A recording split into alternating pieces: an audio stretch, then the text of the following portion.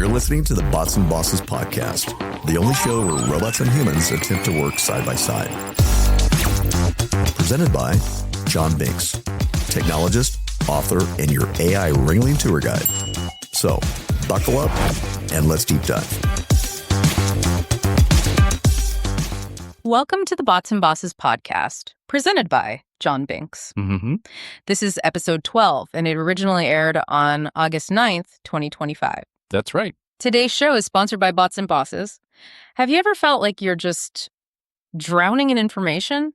It's especially, trying to keep up with AI stuff. Oh, absolutely. It moves so fast. 1 minute you think you've got a handle on a model, the next, boom, there's a new one. Promises to change everything. It's easy to get overwhelmed. Definitely. Information overload is real. Well, today we're going to try and cut through some of that noise. We're doing a deep dive into Chat GPT-5.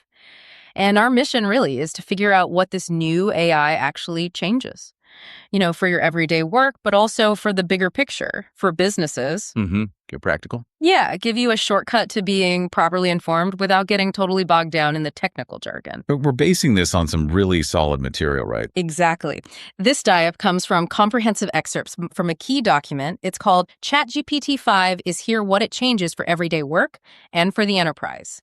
And it includes insights from people like John Binks, who you'll know from his work in Bots and Bosses. Okay, let's unpack this. Yeah, and what's really fascinating here, I think, isn't just one single feature.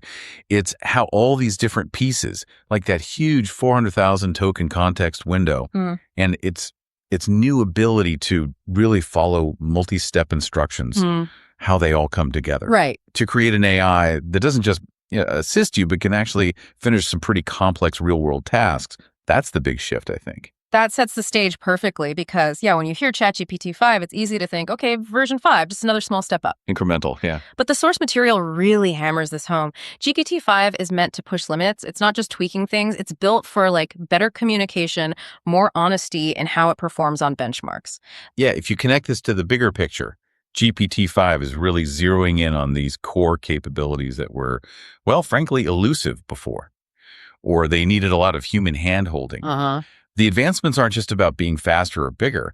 They're about fundamentally changing how the AI deals with complicated instructions and sort of orchestrates tasks out in the real world. The document points out some key technical bits that really show this. Okay, so beyond just the raw power increase, the document mentions some specific improvements. Like, for developers, what's new with the API controls? What's standing out there? Oh, the controls are quite significant, actually. Developers get new ways to tweak things, like specifying verbosity. You can ask for short, medium, or long answers directly. Ah, okay. That sounds useful. Yeah, it saves a lot of hassle trying to prompt your way to the right link. Then there's a refined reasoning mode.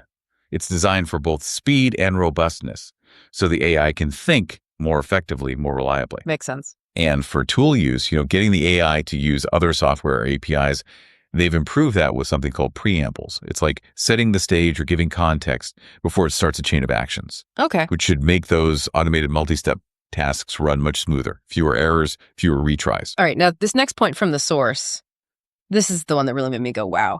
The 400,000 token context window. Can you help us really get our heads around that number? Why is it such a big deal? It is a game changer. Yeah. Absolutely. It's probably the most headline-grabbing technical bit. The source says up to 400,000 tokens for input, reasoning, and output. Right. So what does 400K tokens mean? Think about processing a really large book or hundreds of detailed reports, maybe thousands of pages of text, all in one go. Wow. Imagine feeding it, every project document for the last year, and it understands the whole context. It just drastically changes the scale of what the AI can comprehend and work with in a single interaction. It's like giving it an instant massive memory, a library's worth almost. That is huge. And this context capability is paired with different model sizes too, right? Exactly. The source mentions 3 main sizes: GPT-5, then GPT-5 Mini, and GPT-5 Nano. Okay. So you can pick the right tool for the job. You don't need the full power and cost for every simple task. And they also mention specific versions like GPT-5 Thinking and Pro for the really tough reasoning jobs. Right. Tiered options. Makes sense. Mm-hmm. Tailored capability. And what about getting your hands on it? The document says it's becoming the default across the board, free plus Pro, Team, Enterprise. Yeah, that's a big accessibility point. Many users will just start seeing the benefits automatically in their existing ChatGPT tiers. Okay. And for the builders, the people using the API, the pricing mentioned is 1.25 per million input tokens and $10 per $1 million output tokens for the main GPT-5 model. Right. With the mini and nano versions being cheaper, obviously. Yeah. So it combines wide availability with, sensible tiered pricing for developers. Okay, so we've talked about the power, the tech specs, but let's bring it down to earth. How does this huge leap actually land in, your lap? For you listening, what's the first thing you'd say GPT-5 changes about your day-to-day work? I think it really upgrades that AI sidekick idea. Take writing, for instance. The document talks about writing that follows your style. Ah, interesting. GPT-5 is better at following instructions, yes, but also at adapting to your unique voice when it trims down notes or drafts emails. So less generic robot speak. Exactly. It learns your style. That ability to mimic a user's voice is a big step up. It means less time tweaking, more time on the actual message. That sounds incredibly useful. So it's not just generating text, it's generating your kind of text faster. The source even gives a tip for this. Use 2-3 bullet points in your prompt, be concise, use active voice, helps it follow along better. Good practical advice. Okay, what about planning and research? That's where the big context window must shine. Oh, it's a beast for research. You know the TLDR function? Too long. Didn't read. It's like that on steroids. It can apparently create comparative summaries of multiple PDFs at once. Imagine comparing several research papers or market reports side by side automatically. Wow, okay. And it can pull out action items from long meeting notes or documents. The source suggests a prompt like, summarize these files into a one-page brief with citations and a 5-step action plan. That's powerful. That ability to just ingest tons of information and spit out actionable summaries. It could massively speed up the whole research phase of any project. And what about coding? The source mentions it's helpful even if you're not a coder. How so? Yeah, it seems to be democratizing it a bit. It can apparently scaffold simple websites or scripts sort of in one go. Huh. Or, and this is cool, it can explain existing code line by line, like teach me as we go. Nice. Plus, it helps generate and debug code, even across bigger repositories. So it kind of empowers people to try things that might have seemed too technical before. More self-sufficiency. Okay. And one more personal application, but this one comes with big warnings. Health literacy. The source says it can help you ask smarter questions about health topics. Yes, but the emphasis here is crucial. It's positioned as a prep tool. Right. Something to help you organize your thoughts, maybe understand terminology before you talk to a doctor or healthcare professional. Not as a replacement. Absolutely not. The document is very clear. It doesn't replace clinicians or professional medical advice. It's about helping you be more informed in your conversations with experts. That's a really important distinction. Okay, so to make this really concrete, the source gives a quick example for drafting an email. You tell it the goal, the audience, any constraints like length, the tone you want. Mm-hmm. And then you add a final instruction like, if anything is ambiguous, ask me 2 clarifying questions first. That shows how well it can follow nuanced instructions. And this really raises that important question, doesn't it? How much time can you, the listener, actually save by using these boosts? When the AI can take your rough thoughts, follow detailed instructions, and produce something polished in your style, that just frees up so much mental energy and, time. It really amplifies what one person can do. It's like having a super efficient assistant who actually gets your preferences. Okay, but let's zoom out now. It's not just about individual productivity gains. What about the bigger picture? How does GPT-5 start reshaping things at the enterprise level? Right. This is where the scale and the finishing tasks aspect becomes really transformative for businesses. It moves beyond just helping individuals be faster to potentially changing entire workflows and strategies. The source highlights a few key business applications. The first one really jumped out at me. Agents that actually finish work. That sounds like a big step beyond just, chatbots answering questions. What does that really mean? It's a fundamental shift from an AI that gives you information to one that can act on that information. It means these AI agents can now potentially execute long sequences of actions using different tools or systems, internal or third party. Think about handling a complex customer support ticket that requires multiple steps, multiple systems. Right. GPT-5 is supposedly better at doing that with fewer stalls, fewer errors, fewer times it needs to hand off to a human. For businesses, that could mean automating entire processes that were just too complex for AI before. It becomes an executor, not just an advisor. And sticking with the technical side, for development teams, the source talks about enterprise-grade coding help. What's the impact there? Better coding assistance at scale means potentially more robust software systems, faster refactoring that's restructuring existing code, more accurate diffs or comparisons between code versions, and fewer errors when tests are run automatically. Basically, it speeds up the development cycle and improves code quality, leading to more reliable products. Okay, and another huge one, tying back to that context window, long context knowledge work. This sounds massive for businesses dealing with lots of information. Absolutely. With that 400K token capacity, GPT-5 can supposedly ingest enormous documents. Think technical specifications, dense policy manuals, complex legal contracts, and then answer specific questions about them. Help build reference models for things like compliance checks, assist in drafting responses to requests for proposals, RFPs, or generate detailed decision memos based on all that input. That could change things dramatically for legal, compliance, R&D, any knowledge-heavy department. Totally. It transforms mountains of unstructured data into usable intelligence at a scale that just wasn't feasible before. It fundamentally changes how that kind of work gets done. And just quickly on rollout and licensing, the source mentions teams are already using it. It's available via API.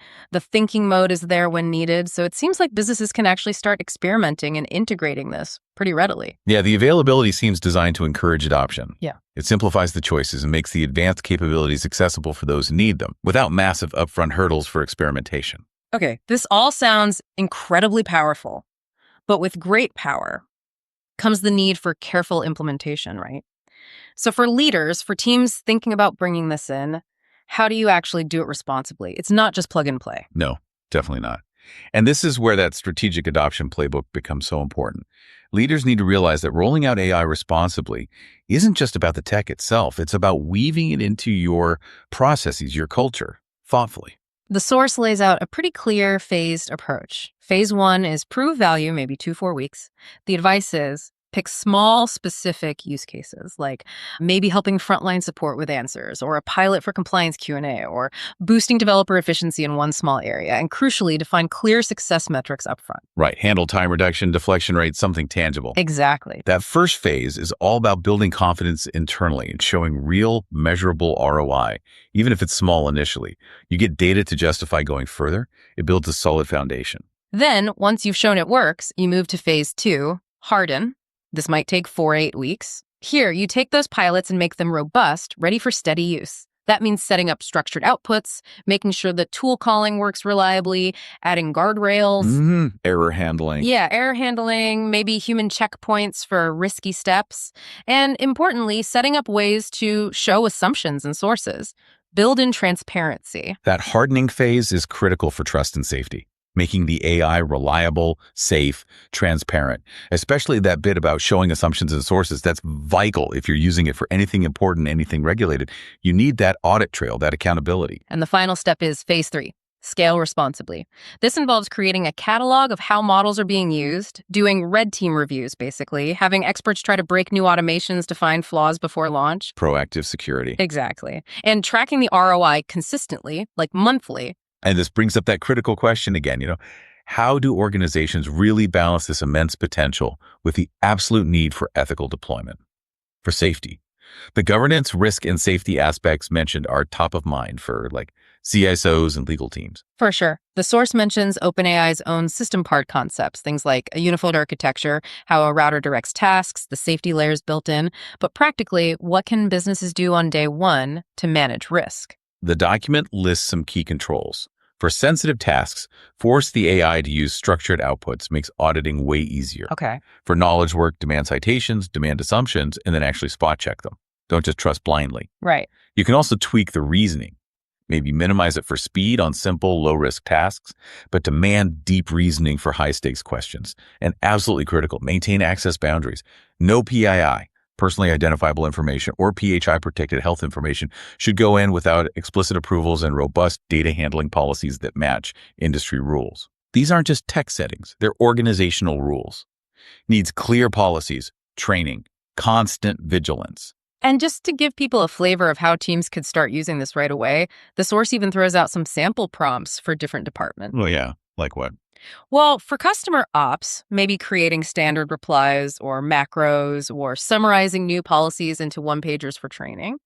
For sales, analyzing parts of an RFP or drafting a compliance checklist. Wow. Engineering teams could use it to help fix code snippets or write descriptions for code changes.